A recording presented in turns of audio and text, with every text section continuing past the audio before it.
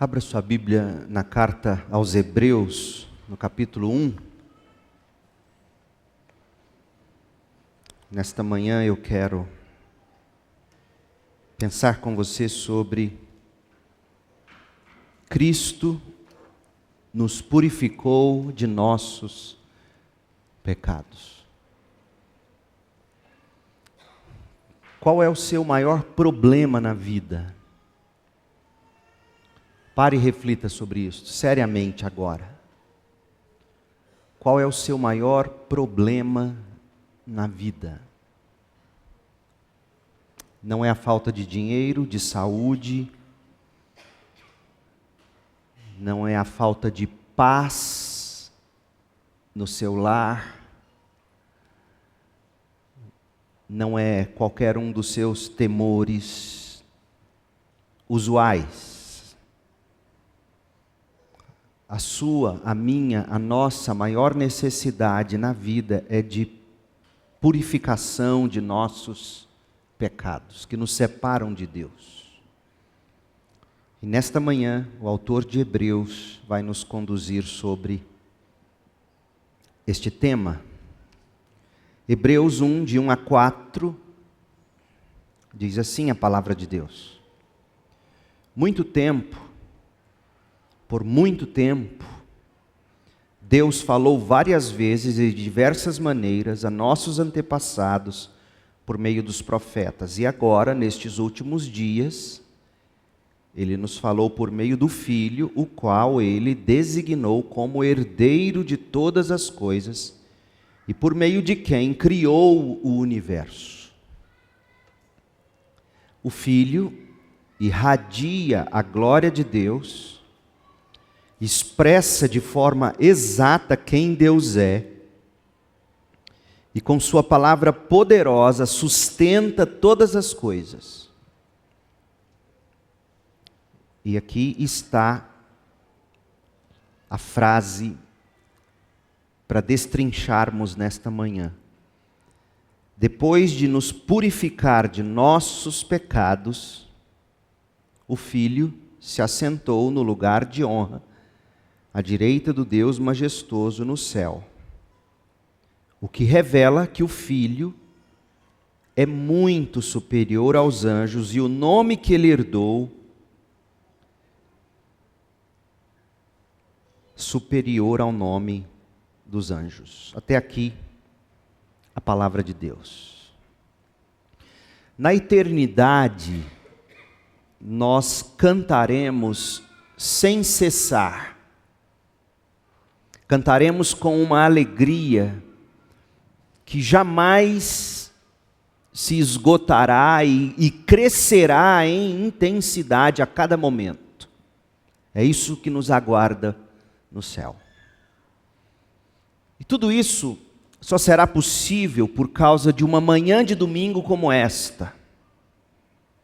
O primeiro domingo de Páscoa, quando o Salvador ressuscitou dos mortos. Ele, nosso Salvador, é as primícias. Ele é o primeiro fruto de todos os que um dia ressuscitarão. 1 Coríntios 15, 20. E porque Ele ressuscitou vitorioso depois de ter morrido na cruz, como nosso substituto, a gente pode entoar, por exemplo, cantai que o Salvador chegou, acolha a terra o Rei. Ó vós, nações, a Ele só, contentes vos rendei, contentes vos rendei, ó sim, contentes vos rendei. Essa letra é uma paráfrase do Salmo 98, composta por Isaac Watts em 1719. É um hino que celebra com alegria o reinado do Salvador. Tal canto ecoa a vitória da ressurreição e a esperança que pulsa, ou deveria pulsar no coração dos salvos. mas nós não podemos tomar essa salvação como garantida. A salvação não é automática. Por isso que eu digo que você não pode tomar a salvação dos pecados como algo garantido, a não ser pela fé na mensagem de uma frase que eu já destaquei no texto de Hebreus capítulo 1. A frase está no verso 3. Depois de nos purificar de nossos pecados. É porque Jesus nos purificou de nossos pecados que nós podemos erguer nossas vozes e cantar, cantai que o Salvador chegou. Veja bem, meu povo, o Natal, ele acha o seu sentido na Páscoa. O Natal, ele acha o seu sentido na cruz, no túmulo vazio. Na semana passada nós refletimos sobre Hebreus capítulo 1, versos 1 e 2, que nos diz que por muito tempo Deus falou muitas vezes e de diversas maneiras aos nossos antepassados por meio dos profetas, mas, preste atenção nesta expressão, nestes últimos dias, Deus nos falou por meio do Filho. Nós vimos que Deus sempre quis se comunicar de forma clara e intencional. Primeiro por meio dos profetas, antes da vinda de Jesus, e depois de forma definitiva por meio do próprio Filho. E essa mensagem nos lembra que Deus nunca ficou em silêncio. Deus sempre buscou se revelar e alcançar o coração humano. E a pergunta que no final da última mensagem a gente começou a responder foi: a gente pode confiar mesmo nisso? De que Deus fala por meio do Filho? E o autor da carta aos Hebreus, conhecendo o nosso coração cético, sempre predisposto a duvidar de tudo e de todos, sobretudo nesta era em que vivemos, o autor de Hebreus nos apresenta. Ele não apenas afirma que Deus falou por meio do Filho, mas ele vai além. Ele nos apresenta, ele declara que nós podemos confiar no Filho eterno de Deus. Por quê? Primeiro, porque ele é Deus. Verso 3 diz que ele irradia a glória de Deus, expressa de forma exata o que Deus é. O Filho eterno existia com Deus, ele era Deus, estava com Deus antes de vir à terra na pessoa de Jesus de Nazaré. Ele não teve começo nem terá fim. É o Deus eterno que se manifestou em carne. E agora ouça, e Deus, que é a própria verdade, ele não pode mentir. Tito capítulo 1, verso 2. Portanto, Cristo é Deus, e como Deus, não mente, e portanto podemos confiar. Segundo, nós podemos confiar no Filho, porque ele é o dono do universo. O autor de Hebreus diz isso, verso 2 do capítulo 1, diz que Cristo criou todas as coisas. Versos 10 e 12 desse mesmo capítulo destaca isso, mas o texto também sustenta no versículo 3, Hebreus 1:3, que pela palavra poderosa dele, ele sustenta tudo aquilo que ele criou. Nada existe fora da autoridade, do controle soberanos do Filho eterno de Deus. Ele é todo poderoso. E como dono por direito de criação, dono por direito de sustentação de todas as coisas, como dono, ele faz tudo conforme lhe apraz. Sempre para a glória dele e para o bem daqueles que nele creem. Você pode confiar no Filho eterno de Deus. E por fim, você pode confiar no Filho eterno de Deus porque ele é o herdeiro de todas as coisas. Este direito ele conquistou não apenas por ter criado todas as coisas, mas ele conquistou esse direito porque ele redimiu para si um povo. Pela conquista definitiva na obra de redenção, sobre a qual Hebreus vai discorrer no capítulo 10, nos versos 12 a 13. Então Cristo não apenas sustenta o cosmos, Ele governa o cosmos, Ele conduz todas as coisas de acordo com a vontade dEle. Então essas verdades sobre o Filho nos chamam a depositar, e minha oração, enquanto a gente cantava o último cântico, eu orava dizendo: Deus, se ainda há alguém aqui que não depositou sua confiança total em Jesus Cristo, que seja nesta manhã. Quem poderia ser mais digno de fé e de obediência do que o próprio Filho de Deus, que segundo Hebreus 1, de 1 a 4, é o Criador, é o sustentador, é o herdeiro de tudo. Há outro tema que a gente deve abordar antes de mergulhar na frase que a gente destacou para esta manhã. A nossa frase é o verso 3, parte B. Depois de nos purificar de nossos pecados. Há um outro tema que eu não tive tempo de abordar na semana passada. A palavra de Deus, em seu Filho Jesus Cristo, é tão decisiva e completa, que não haverá uma terceira fase da revelação de Deus na história. Ou seja, Deus não tem outra palavra para te comunicar. Deus não tem palavra nova para você. Deus tem sempre a sua palavra definitiva de forma fresca. É nesse sentido que o cântico novo nasce do seu coração. As mesmas antigas e eternas verdades se renovam frescas no nosso coração, mas não tem palavra nova para Deus comunicar. Porque se tivesse, o Filho, por meio de quem Deus definitivamente falou, não seria supremo.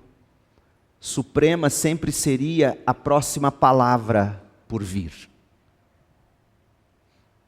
É isso que significa Hebreus 1:2. Agora, nestes últimos dias, Deus nos falou por meio do Filho. O que significa isso? Os últimos dias começaram com a vinda do Filho ao mundo. Desde então, a gente vive nos últimos dias. O tempo final da história, como a conhecemos, antes do estabelecimento completo e definitivo do reino de Deus na segunda vinda de Deus, por meio do Filho. Nós já estamos vivendo os tempos do fim, os últimos dias. Com a vinda de Jesus, com a morte, ressurreição e ascensão de Jesus, inaugurou-se os últimos dias. Pense numa guerra. Quando começam os últimos dias de uma guerra? Quando a bomba definitiva é lançada. Quando a capital do império é conquistada. Ali começam os últimos dias da guerra. Quando o local de soberania é conquistado, ainda que por todo o império haja focos de rebeldia, a capital do império foi conquistada. Então é questão de tempo até que a vitória seja espalhada. A vinda de Cristo, a morte de Cristo, a ressurreição de Cristo marcaram a batalha decisiva. O inimigo foi derrotado, o reino de Deus foi garantido. Agora nós aguardamos o cumprimento pleno do plano de Deus, com o retorno de Cristo e o fim definitivo do mal no mundo, quando Cristo estabelecerá seu reino eterno. Ô meu povo, na cruz e na ressurreição, o Filho de Deus travou e venceu a batalha contra o pecado, contra a morte, contra o inferno, como Paulo mesmo diz em Colossenses 2,15, Cristo desarmou os governantes e as autoridades espirituais, envergonhando-os publicamente ao vencê-los na cruz. Cristo já venceu a batalha. E é por isso que Paulo pôde escrever em 1 Coríntios 15, 55, citando outro texto bíblico: ó morte, onde está a sua vitória? Ó morte, onde está seu aguilhão? Portanto, meu povo, celebre, porque nós vivemos nos últimos dias, quando o triunfo de Cristo está sendo proclamado a todas as nações, e nós aguardamos o dia em que seu reino será plenamente estabelecido. O autor de Hebreus, portanto, é claro, a palavra que Deus falou por meio do Filho é decisiva. Nesta era não haverá palavra maior ou substituta, tampouco novidade. Esta é a palavra de Deus, a pessoa de Jesus, o ensino de Jesus, a obra de Jesus, tal como nós temos revelado nas Escrituras. Então reflita, quando a gente diz que a gente não ouve Deus falar, quando a gente anseia pela voz de Deus e a gente se frustra porque a voz de Deus não fala conosco como gostaríamos, o que será que de fato a gente está alimentando ou dizendo? Será que estamos insinuando ter esgotado a palavra final e decisiva que Deus já falou no Novo Testamento? Será que a gente já esgotou todo o Novo Testamento, em sua riqueza e profundidade? Será que realmente absorvemos a palavra de Deus? Será que ela já moldou quem somos, deu vida às nossas almas e direção aos nossos caminhos? Ou será que nós tratamos a Bíblia com superficialidade, insuficiente? E aí a gente precisa de novas revelações, ou de insights poderosos, a palavra rema de Deus. Não, nada disso. O problema é que a gente lê a Bíblia como se fosse um jornal, a gente prova dela como algo passageiro, e depois a gente decide que quer algo diferente, algo mais. Ô meu povo, eu temo que nós somos mais culpados disso do que a gente admite. Deus nos chama a ouvir sua palavra final e decisiva. Ele nos convida a ler a Bíblia, meditar na Bíblia, memorizar a Bíblia, estudar a Bíblia, refletir sobre a Bíblia e mergulhar na Bíblia até que nos transformemos completamente, saturando-nos, saturando o nosso coração, todo o nosso ser. Nestes últimos dias, Deus já falou definitivamente por meio de Cristo. Não há palavra nova. O que talvez você precise é da antiga palavra, fresca no seu coração. Aí talvez você se pergunte, e quanto ao ministério do Espírito Santo hoje? Porque muitos vão dizer que nós estamos na era do Espírito Santo, dando a entender que é uma era com acréscimos ao que Cristo já definitivamente revelou. Em resumo, sabe qual é a grande paixão do Espírito Santo de Deus? Em resumo, sabe como é que nós de fato glorificamos o Espírito Santo de Deus? Sabe como? Focando toda a nossa atenção, todo o nosso afeto na palavra final e decisiva, falada no Filho de Deus nestes últimos dias. Esse é o grande trabalho do Espírito Santo. direcionar-nos para a palavra final de Deus, o Espírito. Jesus, quando disse que enviaria o Espírito, não disse que o Espírito teria um ministério independente de tudo que Jesus já tinha definitivamente revelado. Jesus disse: esse Espírito vai guiar vocês na minha verdade. O grande trabalho, o grande propósito de todos os dons do Espírito é afirmar a palavra final de Deus em Jesus. Eu vou te dar um exemplo claro, Hebreus 2:4. Falando da anunciação dos apóstolos, os quais pregaram a tão grande salvação em Cristo, Hebreus 2:14 registrou o seguinte: Deus confirmou a mensagem dos apóstolos. Qual foi a mensagem dos apóstolos? Cristo. Decidi nada saber entre vós, senão Jesus Cristo e este crucificado. Paulo resumiu muito bem qual era a mensagem apostólica. Cristo crucificado, a palavra final de Deus. E Hebreus 2:4 diz que Deus confirmou essa mensagem por meio de sinais, maravilhas e diversos milagres, e também por dons do Espírito Santo, conforme a sua vontade. Ou seja, tudo converge para Cristo, para a palavra viva. Foi por isso que o Espírito Santo inspirou as Escrituras. É por isso que agora o Espírito Santo ilumina o crente na verdade bíblica. O Espírito Santo glorifica a pessoa de Cristo, apresentando para nós que Cristo é o centro da revelação divina. João 16:14.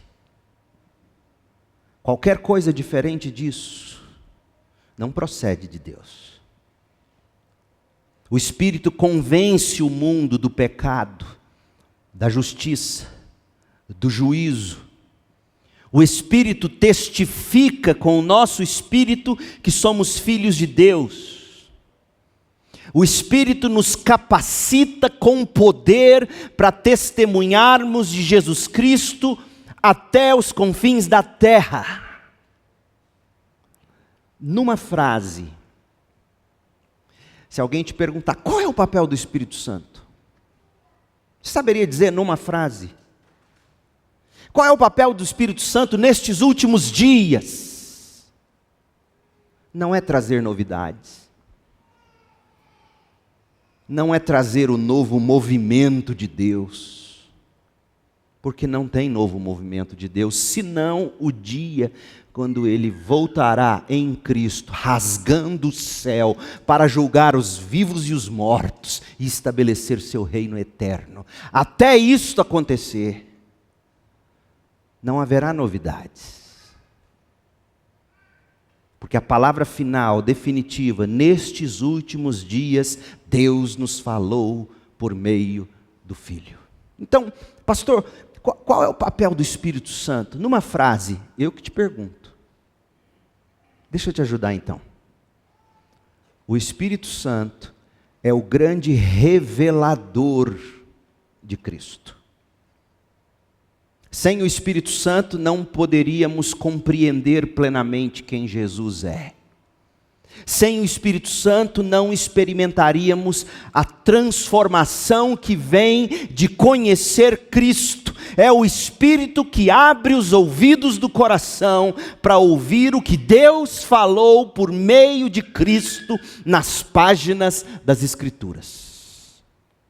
Numa frase, o Espírito Santo é o grande revelador de Cristo. Oh, meu povo, toda vez que você abre a Bíblia para ler, tem uma maneira de você glorificar o Espírito de Deus. Suplicando a Ele, pelo sangue de Jesus, dizendo, pelo sangue do Cordeiro de Deus, que tira o pecado do mundo. Espírito de Deus, abra meus olhos, porque eu quero ver a glória de Deus e de Cristo nas Escrituras. Eu quero ver.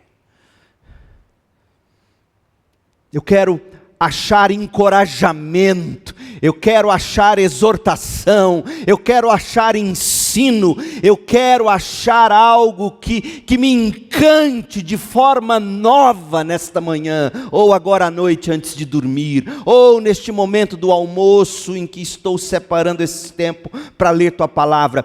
Ó Deus, traga a Tua Palavra antiga, de um jeito novo, pelo poder do Espírito. É assim que a gente ora.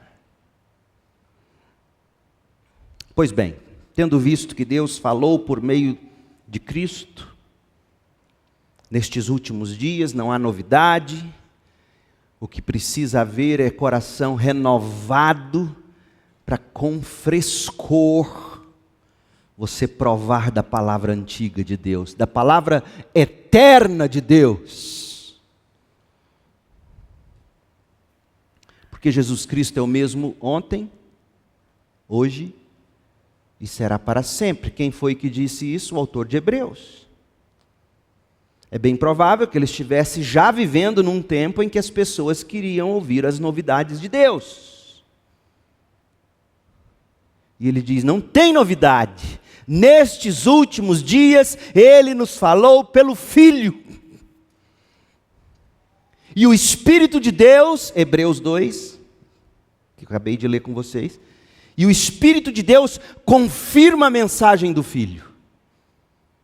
Sim, por meio de milagres, que exaltem a cruz e não o pregador, que exaltem a obra salvadora de Jesus Cristo. Por isso que é muito difícil a gente pregar milagres. Que nem os apóstolos pregaram milagres. Eu não consigo ver, talvez eu esteja errado, por favor me mostre, mas eu não consigo ver os apóstolos pregando milagres. Eles pregavam a palavra antiga, eterna, definitiva de Deus, Jesus Cristo. Decidi nada saber entre vós, senão os milagres e as maravilhas de Jesus. Não, e Ele faz isso? Faz, é óbvio que Ele faz. Mas é Cristo crucificado. Então vamos à frase de Hebreus 1:3. Cristo nos purificou de nossos pecados. Veja o texto em contexto agora. Eu não podia prosseguir nesta exposição sem ter terminado isto que eu não consegui dizer na última mensagem. Vamos lá, Hebreus 1, verso 1, o contexto para você chegar no nosso texto. Por muito tempo, Deus falou várias vezes e de diversas maneiras a nossos antepassados, por meio dos profetas, e agora nestes últimos dias, Ele nos falou por meio do Filho, o qual Ele designou como herdeiro de todas as coisas, e por meio de quem criou o universo. O Filho irradia a glória de Deus, expressa de forma exata quem Deus é, e com sua palavra poderosa sustenta todas as coisas. Depois de nos purificar de nossos pecados.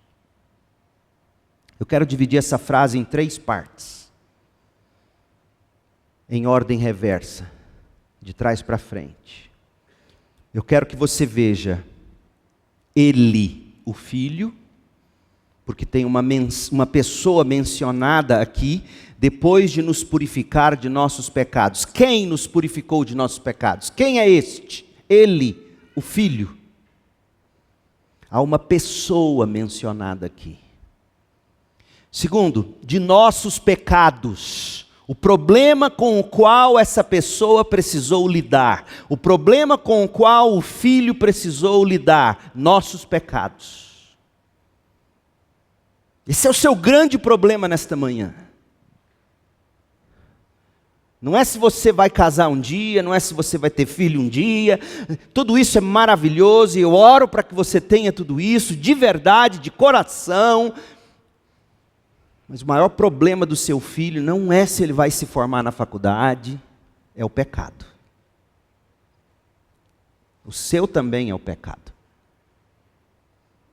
O pecado te separa de Deus, o pecado destrói famílias, famílias que ficam brigando entre si por herança, por dinheiro. O pecado destrói tudo. Na raiz de todo mal está o amor ao dinheiro. É o pecado com o qual o filho precisou lidar. Depois, a solução proporcionada pelo filho, depois de nos purificar.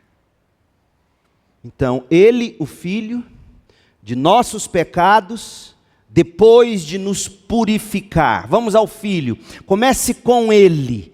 Nunca se esqueça de que estamos tratando de uma pessoa, gente. É o Filho eterno de Deus. Uma pessoa viva.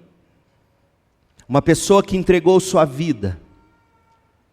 E como pessoa, ele pensa, ele ama, ele sente, ele decide, e ainda hoje ele possui um corpo. Veja que coisa maravilhosa. Ainda hoje, Jesus possui um corpo.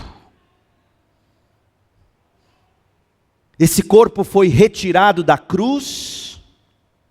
Esse corpo veio ao mundo no primeiro Natal.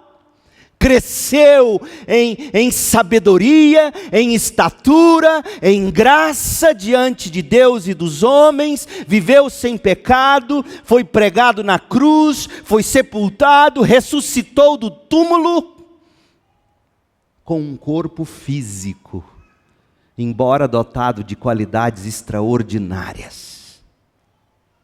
Depois de ressuscitado, foi reconhecido por seus seguidores. Seus seguidores puderam tocá-lo, prova de que ele possui um corpo, mesmo depois da ressurreição, é que ele chegou a comer peixe, para demonstrar que não era um fantasma, uma alma desencarnada. Portanto, uma pessoa completa,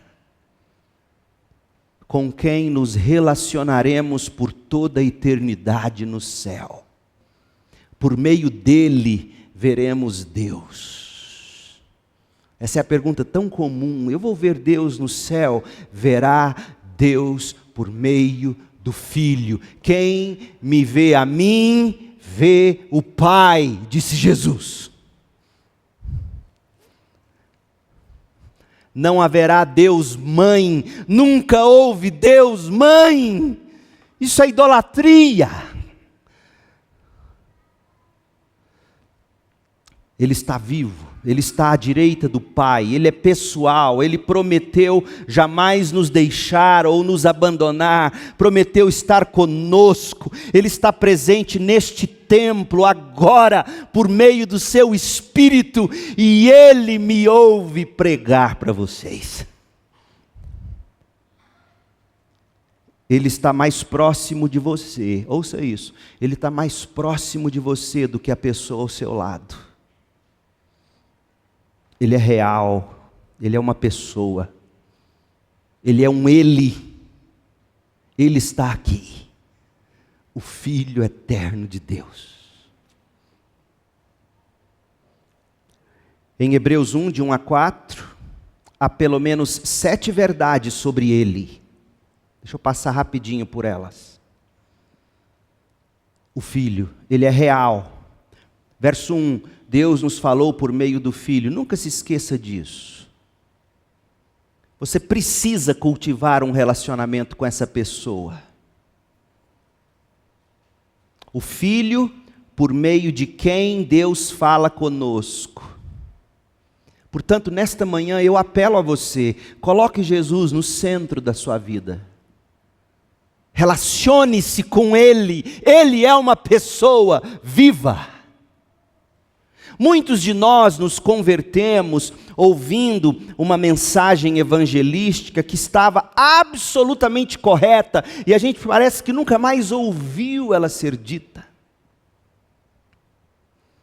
Geralmente os pregadores e os evangelistas, eles chegavam e diziam: deixa eu te perguntar algo, e eu te pergunto nessa manhã, de verdade, estou te perguntando nessa manhã, você tem um relacionamento pessoal com Jesus? Essa é uma pergunta correta. Às vezes nós tratamos isso com simplicidade, mas nós estamos lidando com uma pessoa viva, presente e simultaneamente no céu. Ele pode fazer isso, ele é glorioso. Nós veremos o quanto ele é glorioso, pois é a glória de sua pessoa que torna o sacrifício de sua vida tão incomensuravelmente valiosa e pacificadora. Ele é real. Ele criou, por meio dele, Deus criou o universo. Hebreus 1:2. Terceiro, ele é o resplendor da glória do Pai. Verso 3 diz que o Filho irradia a glória de Deus. Se você deseja conhecer a glória e a beleza moral do Pai, leia os evangelhos. Se você acha que ler a Bíblia toda num ano é muito para você, que tal você ler os 4 evangelhos este ano de 2025? Lê-los e relê-los, pedindo ao Espírito que te revele Ele, o Filho, a pessoa de Jesus, pois Ele é o resplendor, o brilho da glória de Deus. A Shekinah de Deus é o Filho eterno de Deus. Quarto, ele é a expressão exata da natureza do Pai. O Filho expressa de forma exata quem Deus é, versículo 3. Quem vê o Filho vê o Pai, disse Jesus. O Filho e o Pai são um só. Eu escrevi a pastoral de domingo que vem, ela já está pronta. E o Filho nada mais é do que a imagem eterna, sem início, que jamais terá fim. É a imagem tão real que Deus Pai tem de si mesmo, que se personifica em Cristo. E o que os une, esse elo de amor, é a pessoa do Espírito. Então, se você quer ver Deus, veja Jesus. Não tem outra forma de você ver Deus. Jamais alguém viu a Deus. Ele é Espírito, Ele é invisível, no sentido como a gente compreende as coisas. Mas quem vê o Filho, vê o Pai. Você jamais verá uma mãe Deus no céu. O inferno está cheio delas. No céu há o Filho eterno de Deus, a imagem que expressa de forma exata quem Deus é. Olhe para o Filho, olhe para Jesus. Quinto lugar, ele sustenta o universo. O Filho, com sua palavra poderosa, sustenta todas as coisas. Deixa eu ajudar você a compreender isso, porque isso é tão grande, é tão grande, é tão grande, que você não sabe o que fazer com isso. É como eu dizer para vocês, 1 trilhão de reais. O que é isso? Você não consegue. Sabe que é muito. Mas muito quanto? O Filho, com sua palavra poderosa, sustenta todas as coisas, pela palavra do seu poder. Essa pessoa do Filho é infinitamente poderosa. Isso significa que ele sustenta todo o sistema solar, a Via Láctea, todas as demais galáxias, cada molécula do seu corpo ou deste universo, cada pedaço de madeira, cada tijolo desse prédio. O Filho sustenta a nossa carne, o nosso cabelo, a nossa pele, os nossos pulmões, os nossos tecidos, os nossos dentes, as nossas unhas. Se Ele parasse de pensar em você, Olha como isso é profundo e absolutamente real. É a verdade mais absoluta que há. Se Deus parasse, Cristo parasse de pensar por você, em você, num instante, você deixaria de existir. Nós existimos porque nós estamos na mente dele. Nele nós existimos, nos movemos. Não é isso que Paulo explica? Ele sustenta todas as coisas. Se ele parasse de pensar em você, você deixaria de existir. É dessa maneira que você depende dele. Ele sustenta todas as coisas. Ele se assentou em sexto lugar, à direita da majestade. Sentou no lugar de honra, à direita do Pai majestoso no céu. Verso 3. O ato de se assentar é um ato de intronização. Ele é o Rei do universo. Importa que Ele vive, reina e voltará. É isto que Hebreus está dizendo. Ele é o Rei do universo. Ele está à direita de Deus Pai e reina sobre todos os governos ou soberanos da terra, do céu até o inferno. O diabo acha que não. Mas até o diabo, e o que eu estou te dizendo está muito bem pensado, não se escandalize não, até o diabo trabalha para Deus. Deus ainda tem propósitos com o diabo. Do contrário, por que você acha que Deus ainda não o lançou no lago de fogo, onde arderá eternamente? Por que você acha que não?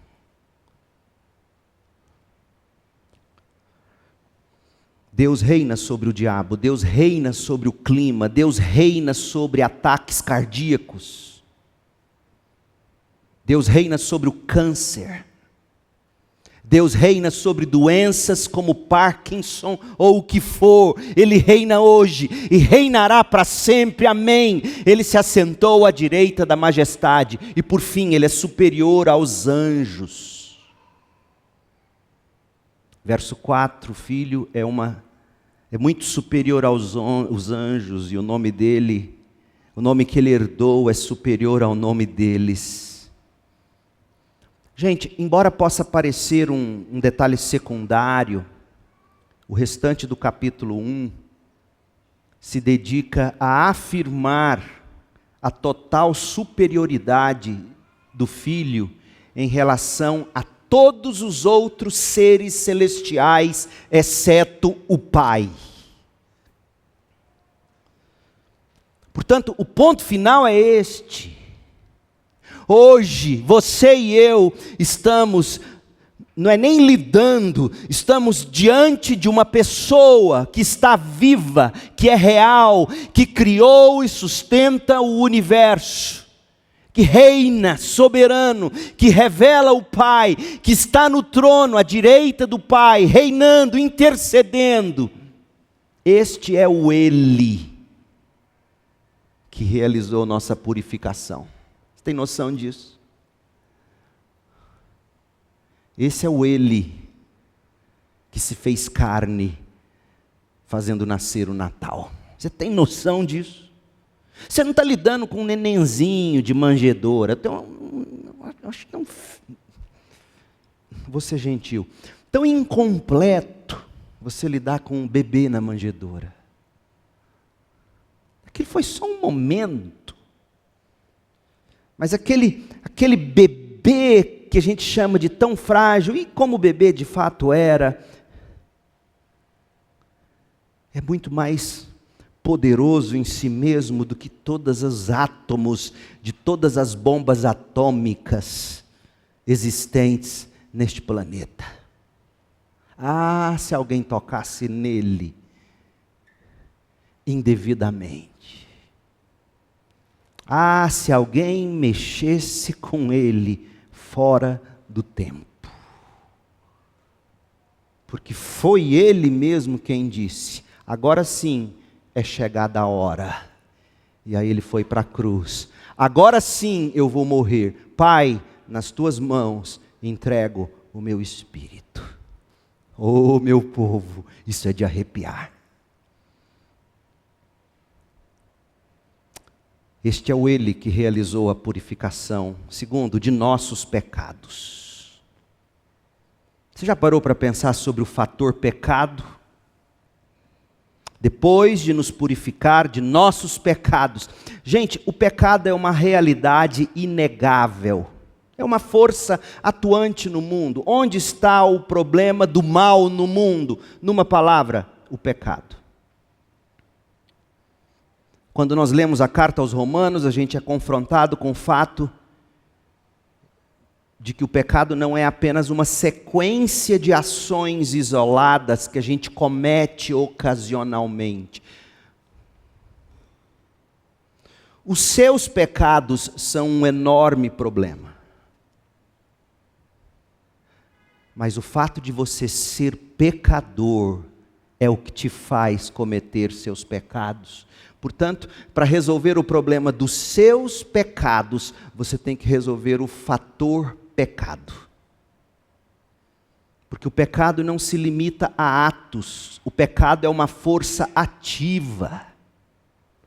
O pecado opera no coração, o pecado influencia, inclina a sua vontade. O pecado escraviza a sua vontade, e por mais que você se sinta livre, por mais que você se gabe, do meu livre arbítrio, você está escravizada pelo pecado. Se Deus não age pelo Espírito, quebrando essas correntes, você vai para o inferno cantando ciranda, cirandinha e que ninguém me incomode.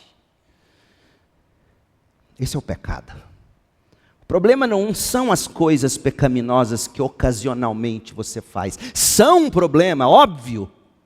Matar alguém é um problema. Masturbar é um problema. Dê nome aos pecados. Mas o grande problema é o que te leva a fazer isso.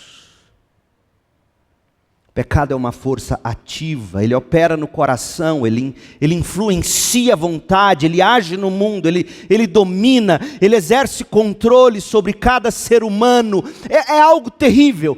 Todos neste culto estão contaminados pelo pecado. Alguns de nós já possuem o remédio que atua na vida, o remédio que vai nos conduzir à glória. Talvez alguns aqui hoje ainda não tenham recebido esse remédio. Mas deixa eu te dizer algo que nesta manhã você não pode ignorar. Todos nós estamos infectados como por uma doença, e essa doença é mortal.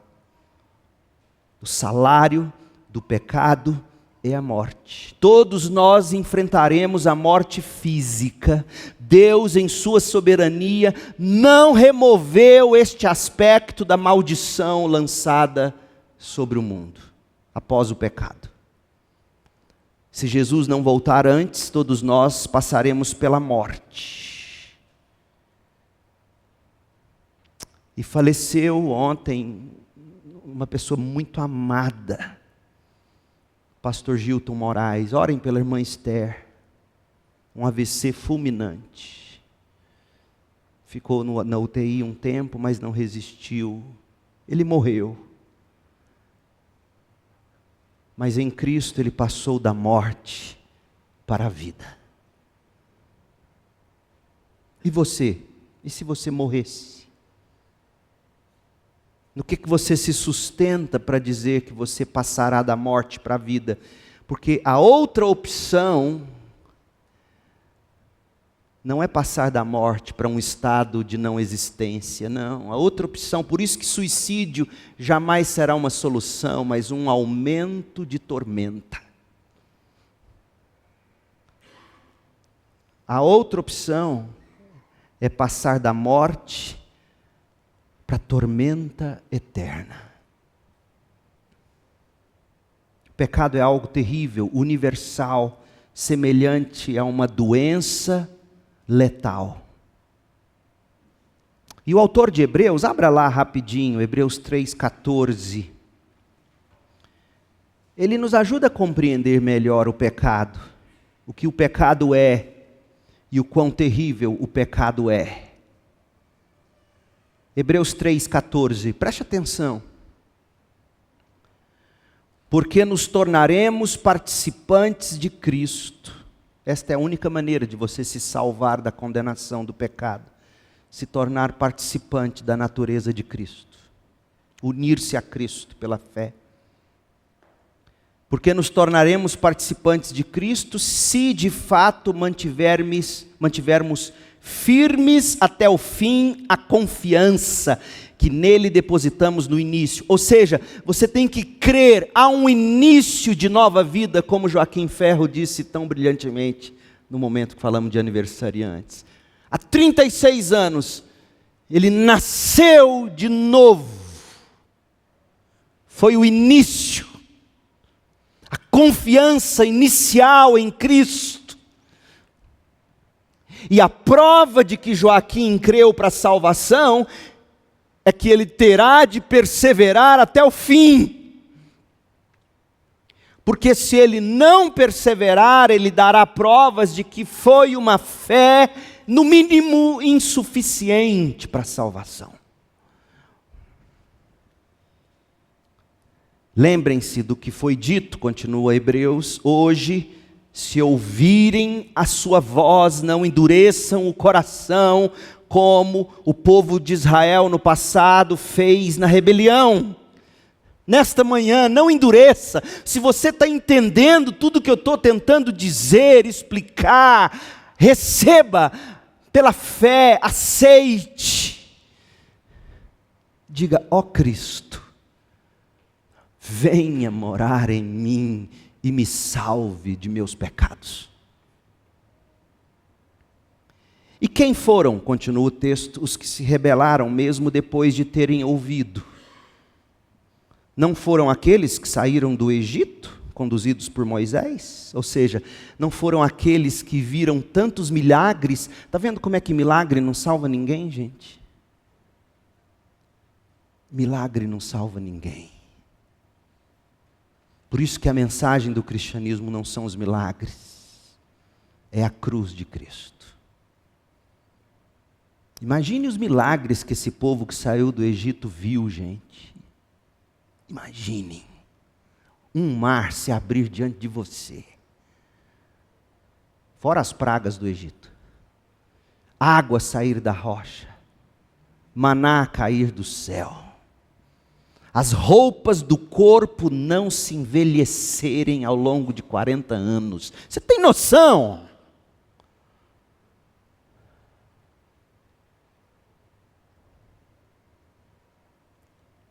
Esse povo, que saiu do Egito, conduzido por Moisés, deixou de crer ou não creu.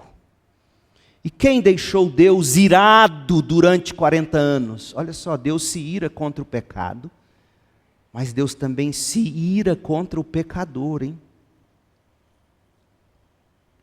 Não foi o povo que pecou e cujos corpos ficaram no deserto? O salário do pecado é a morte. E a quem Deus se dirigiu quando jurou que jamais entrariam no seu descanso? Morrer em Cristo é descanso. Morrer sem Cristo é tormenta. Eu nunca vou me esquecer de uma mulher na Igreja Batista Central de Campinas. Ela nunca se tornou membro lá, mas um dia ela me procurou no meu gabinete para aconselhamento, numa depressão profundíssima, e ela com as mãos assim no cabelo, com as unhas no couro cabeludo, olhando para mim em desespero, ela disse assim: pastor, eu acredito no inferno e temo. Falei, como assim? Pastor, se eu que sou de Jesus, e Ele jamais me abandona, estou passando por essa tormenta, que é essa depressão, Veja que ela assumia a fé dela. Imagine o que será o inferno com tormentas e sem o consolo de Cristo. Naquele momento eu me arrepiei. Eu falei, é a melhor descrição do inferno que eu já vi. Suas piores angústias nesta vida são terríveis. E você tem ainda o consolo, o conta-gota de Deus dosando essas angústias. Já é horrível. Imagina essas angústias sem o cuidado de Deus. Quem morre em Cristo entra no descanso. Quem morre em Cristo, sem Cristo, entra na tormenta. E a quem Deus se dirigiu quando jurou que jamais entraria em seu descanso, não foi ao povo que lhe desobedeceu?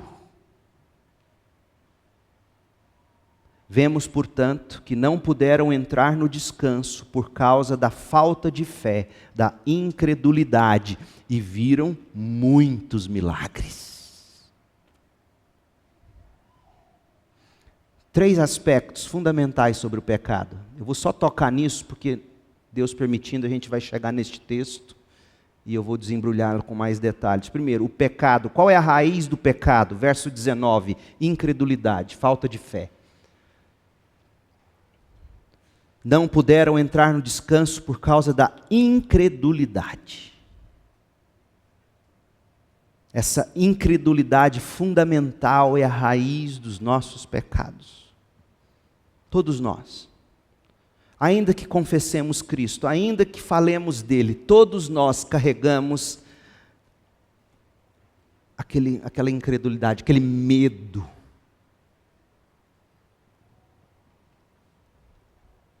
Por exemplo, você fala com um crente, eu não tenho medo de morrer, ele diz. Eu me incluo nisso, tá? Eu não tenho medo de morrer. Eu tenho medo de morrer sofrendo. Eu me enquadro nisso às vezes. O que é isso senão incredulidade? Incredulidade, de falta de fé de que Deus cuidará de mim até na hora do sofrimento mais horrível de morrer.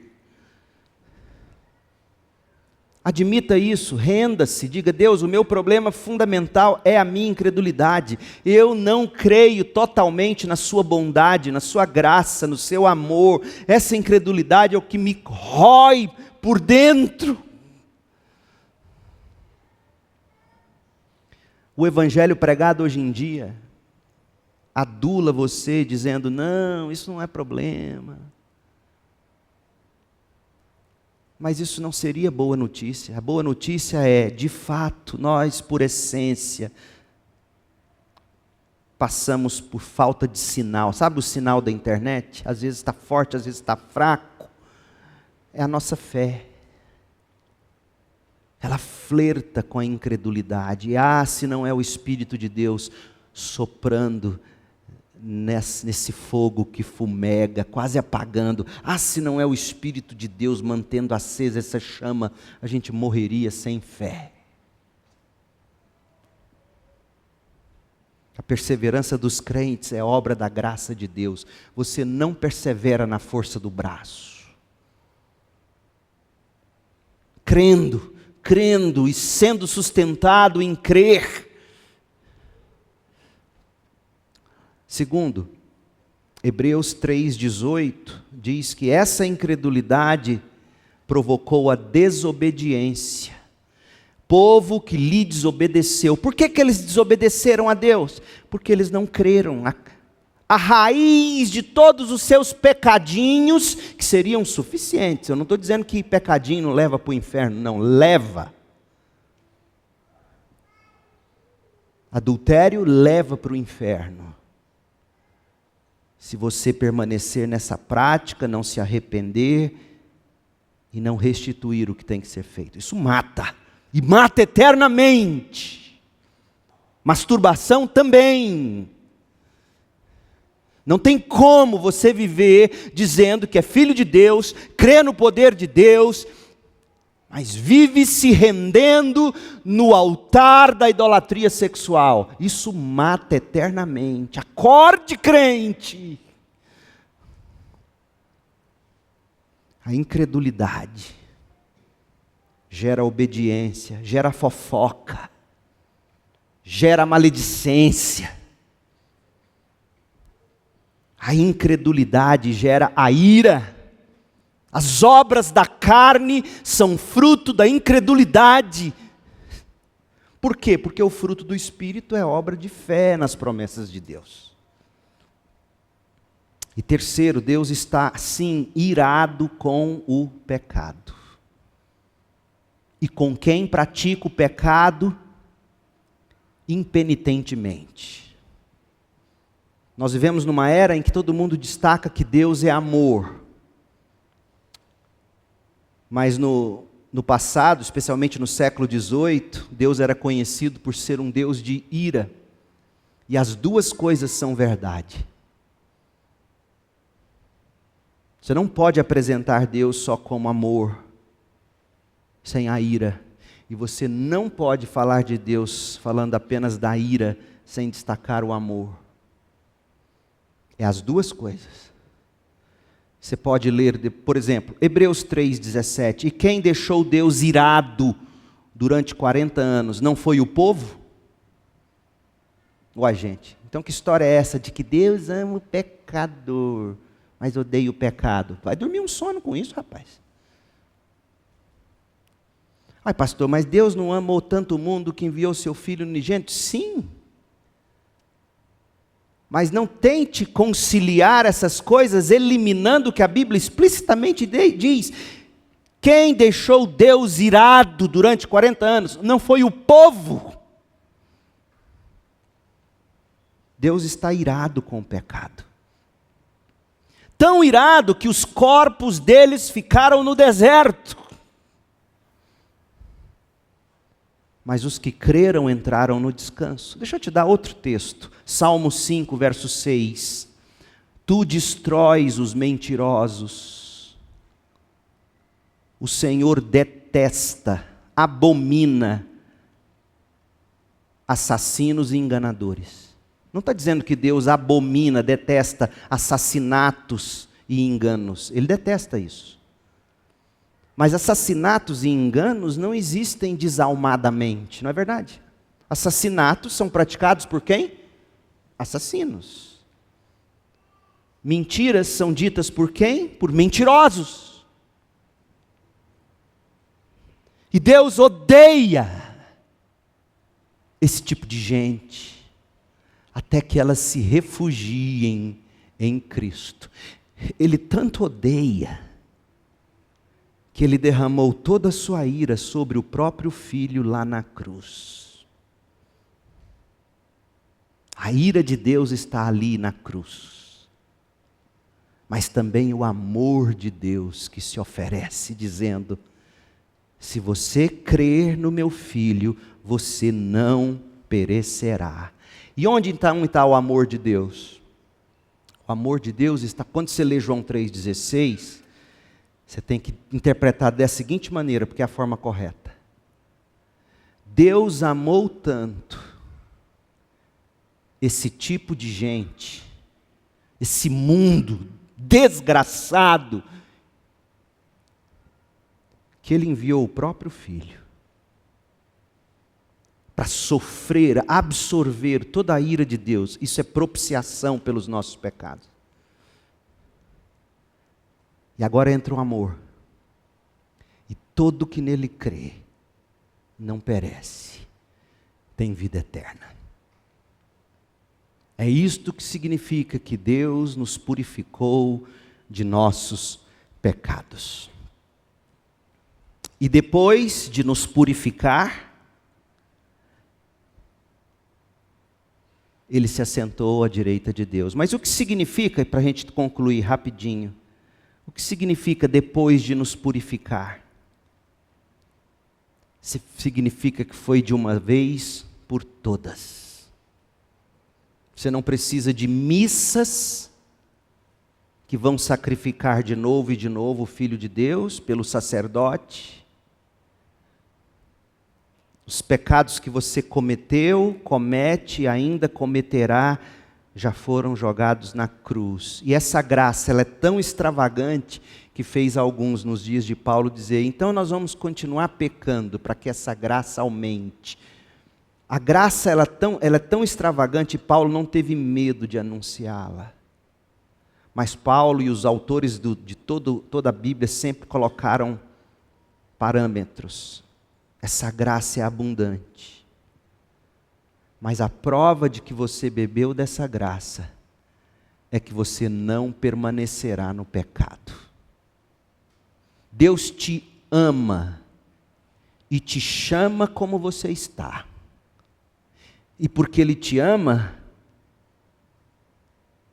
Ele jamais te deixará como você é. Porque do jeito que você é, o que de fato pesa sobre você é a ira de Deus. E o que você pode ser em Cristo Jesus, foi o que Ele promoveu para nós, quando Ele, depois de ter purificado, morrido como aquele que purifica os nossos pecados, ascendeu aos céus e está à direita de Deus. Há tantos textos que eu poderia te citar em Hebreus, você vai tê-los todos aqui no esboço que vai para o site, cibgoiania.org. São textos de Hebreus, que eu não vou ler, o tempo extrapolou, porque nós vamos ainda nessa carta mastigar um por um. Mas o que todos os textos demonstram é que essa purificação foi de uma vez por todas. Tendo Ele purificado cada um de nós, suas ovelhas, seus eleitos, aqueles que antes da fundação do mundo Ele conheceu, Ele amou, Ele predestinou, Ele justificou, Ele santifica e Ele glorificará, tendo feito a purificação por esses, de tão concluidamente, definitivamente concluída estava a obra, que Hebreus diz que depois de Ele terminar isso, o que Ele fez? Se assentou no lugar de honra à direita de Deus. Ou seja, sabe quando você termina aquela obra cansativa, exaustiva, e você fala, tetelestai, consumado. O que você faz? Você se assenta. Jesus concluiu essa obra para você ter descanso, ó pecador.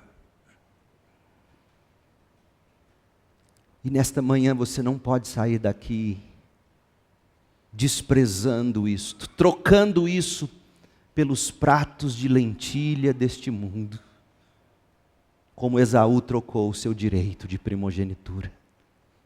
A coisa mais terrível é você sair desse culto, tendo ouvido o que você ouviu, e fechar os olhos, balançar a cabeça como quem deixa para lá tudo isso, e continua vivendo de qualquer jeito. Isso é ruína para você. Aquele que fez purificação uma vez por todas pelos pecados, que se assentou como que dizendo, consumado, agora eu reino, agora eu intercedo por eles eternamente. E Ele assim o faz pela sua santificação, porque o próprio Hebreus vai dizer, sem ela você não verá o Senhor. Cristo nos purificou de nossos pecados. E é por isso que a gente pode celebrar entoando, cantai, que o Salvador chegou, acolha a terra, o Rei. Ó vós nações, a Ele só, contente vos rendei, ó sim, contente vos rendei. E esse é o meu apelo nessa manhã. Você pode cantar que o Salvador chegou. Acolha-o no seu coração. Acolha-o com fé nesta manhã. e cante eternamente. Feche seus olhos, vamos orar e vamos encerrar cantando para a glória do Cordeiro de Deus. Ó Deus, que maravilha a mensagem do Evangelho. Que boa notícia é ouvir que o nosso Salvador, por meio de quem o Senhor nestes últimos dias nos fala, o Filho eterno, designado como herdeiro de todas as coisas, por meio de quem o Senhor criou tudo nos céus e na terra. O Filho que irradia a glória perfeita de forma exata, revelando-nos quem Tu és. O mesmo que com uma palavra poderosa sustenta todas as coisas, Ele nos purificou de nossos pecados e agora se assentou no lugar de honra à Tua destra. Ó Deus, abra corações nesta manhã, abra olhos e faça-nos ver. Salve o pecador. Em nome de Jesus, que a graça de Cristo, o Filho eterno de Deus, o amor de Deus, o Pai Criador, e a consolação do Espírito Santo, estejam sobre nós, o Teu povo, hoje e para sempre. Amém.